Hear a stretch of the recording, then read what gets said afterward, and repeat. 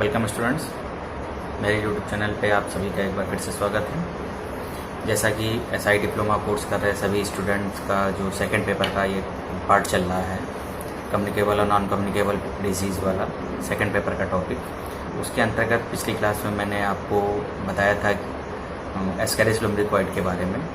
तो उसकी मॉर्फोलॉजी और उसकी लाइफ साइकिल पे आप सभी को मैंने पिछली क्लास में विस्तार से बताया था। उसी क्रम में आज उसके एस्केरियासिस का सेकंड पार्ट में लेकर के आया हूँ, जिसके अंतर्गत आपको उसका ट्रीटमेंट एस्केरियासिस का, उसके साइन और सिम्टम्स और उसका मोड ऑफ ट्रांसमिशंस, इन सब के बारे में आज पता करके एस्केरियासिस वाला चैप्टर क्लोज करूँगा, फिर नेक्स्ट डिजीज़ की ओर बढ़ूँगा। तो पहले हम लोग एस्केरियासिस के पिछले क्लास के बारे में थोड़ा सा रिकैप में देख लेते हैं। जैसे कि मैंने आपको बताया था कि एस्केरियासिस यानी कि कीड़े वाली बीमारी, यानी आंतों का संक्रमण, यानी कि मनुष्य का परजीवी, इसे कई नामों से जानते हैं और इसका नाम एस्केरियासिस लुम्ब्रिकॉइड है। और ये आंतों का संक्रमण होता है, बहुत ही सामान्य बीमारी है और बहुत ही साधारणतया संक्रमित पानी या कंटामिनेटेड वाटर और कंटामिनेटेड फूड मटेरियल्स के द्वारा ये बहुत तेज़ी से ग्रोथ करता है। और इसके बारे में मैंने आपको एक फिजिकल एग्जामिनेशन बताया था नाखून वाला, कि नाखून को अगर आप देखें और उसमें हल्का वाइट स्पॉट नज़र आता है तो आप डॉक्टर से कंसल्ट अवश्य कर लें। शायद आपके पेट में कीड़ों का संक्रमण हो रहा है और तत्काल उसकी दवा खा लें, जिससे कई प्रकार के आप छोटे मोटे रोगों से आप बच सकते हैं। तो आज इसी क्रम में मैं रिकैप में मैंने देखा, मैंने लाइफ साइकिल आपको बताया था कि इस टॉपिक का सबसे इम्पॉर्टेंट टॉपिक है लाइफ साइकिल का, जिसके अंतर्गत मैंने आपको 5 स्टेज में मैंने एस्केरियासिस के बारे में आपको डिटेल में बताया था। जैसे पहले स्टेज की अगर हम बात करें, मल में अंडे देना यानी कि एग इन फीसेस, और दूसरा स्टेज मैंने आपको बताया था ग्रोथ इन सॉइल यानी मिट्टी में विकास। तीसरा था कि अंतःग्रहण से संक्रमण, यानी कि व्यक्ति द्वारा जब कंटेमिनेटेड फूड मटेरियल उपयोग किया जाता है तो जो एक्टिव स्थिति डीएक्टिव स्थिति में जो लार्वा होता है वो मनुष्य के पेट में चला जाता है और डाइजेस्टिव जूस के कारण वो टूट करके एक्टिव हो जाता है और अपनी पूरी साइकिल को निपटाता है। इसके बाद में वो वहाँ से माइग्रेट करता है। माइग्रेट करने के बाद में वो फेफड़ों के जरिए स्थान परिवर्तन करता है और इसके पश्चात वापस वो पुनः आगमन इंटू छोटी आती यानी कि स्मॉल इंटेस्टाइन में वो री एंट्री करता है। और जिस समय री एंट्री करता है उस टाइम पर वो एडल्ट स्थिति में आ चुका होता है और सेक्सुअल इंटरकोर्स के बाद में फीमेल द्वारा लाखों की तादाद में अंडे दिए जाते हैं, जो मनुष्य की आंत में फलते फूलते हैं और वो मल के द्वारा फिर से बाहर आ जाते हैं। तो मैंने आपको कल ये बताया था कि इसकी एक लाइफ साइकिल, कि अगर किसी संक्रमित व्यक्ति द्वारा खुले में मल त्याग किया जाता है या ऐसी जगह पर मल त्याग किया जाता है कि वहाँ से किसी खाने पीने की वस्तु का संपर्क उस मल से हो जाता है, जिससे वो जो मल में अंडे होते हैं वो अपने आप को 13 से 14 दिन के अंदर ग्रोथ कर लेते हैं और ग्रोथ करने के बाद में वो अपने पोषण के लिए वो किसी मनुष्य का इंतज़ार करते हैं, यानी कि जैसे खाने पीने की चीज़, यानी कि ज़मीन से लगभग 1 फीट की ऊंचाई तक या ज़मीन से 1 फीट के अंदर गहराई तक जो भी फूड मटेरियल खाने पीने वाली चीज़ें होती हैं वो उसमें वो अंडे चिपक जाते हैं और वो किसी प्रकार से मनुष्य के शरीर में प्रवेश कर जाते हैं। तो ये मैंने पिछली क्लास में आपको इसके बारे में बताया था। तो ये जो आज की क्लास है, आज की क्लास में मैंने लाइफ साइकिल के आगे का यानी कि मोड ऑफ ट्रांसमिशन के बारे में हम लोग डिस्कस करेंगे कि इसका मोड ऑफ ट्रांसमिशन कैसे होता है। तो मोड ऑफ ट्रांसमिशन में मैंने आपको बताया कि खाने पीने, कंटेमिनेटेड खाने पीने की चीज़ें अगर मनुष्य के शरीर से वो शरीर में प्रवेश कर जाता है तो उससे बड़ी आसानी से इसका लार्वा एक्टिव हो जाता है और अपनी वो साइकिल पूरे शरीर में पूरी करता है। दूसरा ये है कि संक्रमित हाथ, यानी कि मिट्टी के संक्रमण। आपने देखा होगा कि छोटे बच्चे ज़मीन पर कुछ भी उठा के खा लेते हैं, जिससे उनकी आंतों में संक्रमण यानी कि एस्केरियासिस लुम्ब्रिकॉइड होने के चांसेस बढ़ जाते हैं। इसीलिए 5 साल तक की उम्र के बच्चों को ये कहा जाता है कि प्रति 6 महीने में एक बार कीड़ों की दवा बच्चों को अवश्य पिलानी चाहिए, जिससे वो एनीमिक या अन्य आंत संबंधित रोगों से बच सकते हैं। अब आप यहाँ बोलेंगे कि एनीमिक कैसे होता है, तो एनीमिक होने का कारण बच्चा एनीमिक इस प्रकार हो जाएगा कि वो रक्त के अंदर जो भी तरल पदार्थ, जो पोषक तत्व हैं, उसका वो सेवन करने लगता है एस्केरिस निम्फोइड, जिससे वो शरीर को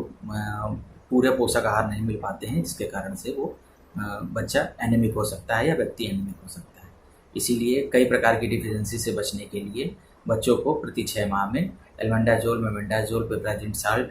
यानी कि इस प्रकार के साल्ट में आपको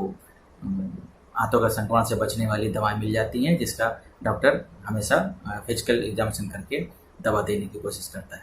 तो मोड ऑफ इन्फेक्शन में आपको 3, 4, 5 पॉइंट होंगे, जैसे असुरक्षित शौच करने के बाद हाथ को ठीक प्रकार से न धुलना, लगातार संक्रमित मिट्टी के संपर्क में रहना, खाने पीने की चीज़ ज़मीन से उठाकर डायरेक्ट मुंह में लगा लेना, और कई प्रकार के,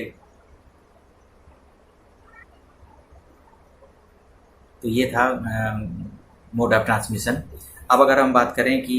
इसके क्लिनिकल फीचर्स यानी कि नैदानिक लक्षण क्या होते हैं, तो नैदानिक लक्षण हम 2 प्रकार से जान सकते हैं। एक एडल्ट स्टेज की, यानी कि जिसका हम फिजिकल एग्जामिनेशन करके ही डायरेक्ट पहचान सकते हैं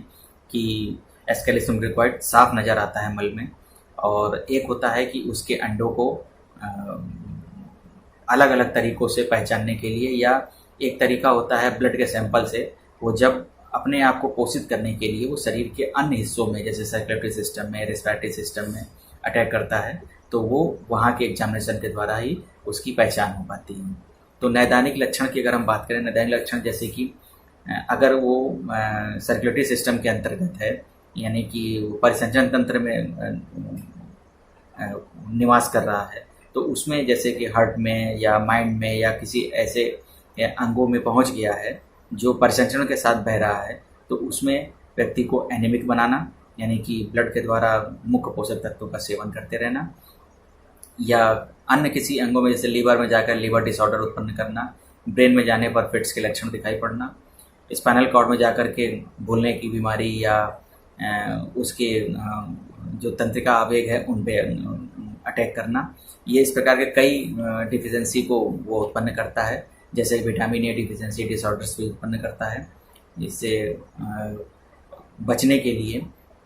डॉक्टर मेबेंडाजोल, एल्बेंडाजोल या अन्य जो साल्ट आते हैं दवाओं के, उनका उपयोग करने के लिए डॉक्टर सलाह देते हैं। और जैसे और सिम्टम्स के अंतर्गत अर्टिकेरिया, जैसे ब्लड में रहता है, तो अर्टिकेरिया का मतलब होता है जो शरीर में चकत्ते उत्पन्न हो जाना, जैसे कि अचानक, जिसको हम लोग वात पित्त भी हिंदी भाषा में कहीं कहीं बोलते हैं। तो अर्टिकेरिया के लक्षण भी इसी कारण होता है। डर्मेटाइटिस के भी लक्षण, जैसे कि डर्मिस टेस्ट भी होता है इन सब के चक्कर में कि एस्केरिस का संक्रमण है, तो डर्मिस टेस्ट भी होता है, जिससे खाज खुजली ठीक ना होना या खुजली लगातार होते रहना भी एक एस्केरियासिस के लक्षणों में भी आता है। लगातार भूख लगना, मिट्टी खाने की इच्छा होना, और छोटे बच्चों का तो दीवार से मिट्टी खुरच के खाना या मिट्टी उठा के खा लेना, ये एस्केरियासिस के एक आम लक्षणों में से आता है। तो ये थे लक्षण। और अगर हम लोग इसके फिजिकल एग्जामिनेशन की बात करें कि फिजिकल एग्जामिनेशन कैसे करेंगे, यानी कि प्रयोगशाला निदान कैसे होगा, तो डायरेक्ट में स्टूल टेस्ट के द्वारा, यानी स्टूल में माइक्रोस्कोप से जांच की जाए या साधारण आंखों से देखा जाए, तो एस्केरिस के छोटे छोटे कीड़े के रूप में मल में दिखाई पड़ सकते हैं। ब्लड टेस्ट के द्वारा हम लोग जांच कर सकते हैं। और सिम्टम्स के नाम पर अगर बात करें ब्लड के, तो इस्नोफिल की मात्रा आपके शरीर में बढ़ी हुई होगी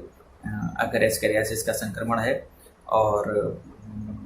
एनीमिक होगा व्यक्ति। ये कई प्रकार से इसमें डर्मिस टेस्ट के द्वारा भी हम एस्केरियासिस की जांच कर सकते हैं। तो ये थी इसके प्रयोगशाला निदान की बात। अगर हम ट्रीटमेंट की बात करें, तो ट्रीटमेंट में कई प्रकार की दवाएं बड़ी 1 नंबर के क्वेश्चंस में पूछी जाती हैं कि एस्केरियासिस के निदान के लिए किन्हीं 2 दवाओं के नाम बताइए। तो आप तमाम नाम हैं, जैसे मेबेंडाजोल, एल्बेंडाजोल, पिपराजिन साल्ट, ये तमाम दवाएं हैं। मैं अभी स्लाइड पर दिखा भी दूंगा दवाओं के नाम। इन सब का उपयोग करके व्यक्ति एस्केरियासिस के संक्रमण से बच सकता है। अब इसमें अगर निवारण उपाय की बात की जाए प्रिवेंशन और कंट्रोल के अंतर्गत, तो निवारण उपाय में एकमात्र सहारा है कि सुरक्षित और स्वस्थ रहें, यही इसका एकमात्र उपाय है। असुरक्षित चीज़ें जैसे कि मिट्टी के संपर्क में आना और शौच के बाद सही प्रकार से हाथ धुलना, किसी भी खाने पीने की चीज़ को यानी कि जो ज़मीन से निकली हुई चीज़ जैसे कि फल सब्जियां वगैरह हैं उसको बहुत ही अच्छी तरीके से धुलने के बाद ही सेवन करें। डायरेक्ट कच्ची चीज़ें जैसे सबकी आदत होती है, किसी को गोभी खा लेना, गाजर को ऐसे बिना धुले खा लेना, मूली का सेवन कर लेना, इन सब का कारण भी एस्केरेसिस हो सकता है, क्योंकि एस्केरेसिस के अंडे इन सब जगहों पे बहुत आसानी से चिपके होते हैं और वो मनुष्य के शरीर में बहुत ही आसानी से पहुंच सकते हैं। तो ये था लोगों से कि एस्केरेसिस कैसे बचा सकते हैं। आशा करता हूँ कि एस्केरेसिस का ये टॉपिक आपको समझ में आया होगा। अभी भी किसी को समस्या उत्पन्न हो रही हो तो मुझे कमेंट बॉक्स में कमेंट करें, इसका जवाब आपको तत्काल दिया जाएगा। Thank you.